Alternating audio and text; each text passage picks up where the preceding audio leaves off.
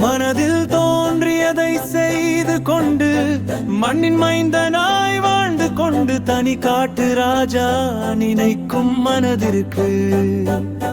தன் குழந்தைகளின் சிரிப்பில் தன் சிரிப்பை காணும் அப்பாவாய் மனைவியின் போதனையை தாராக மந்திரம் போல் ஜெபிக்கும் கணவன்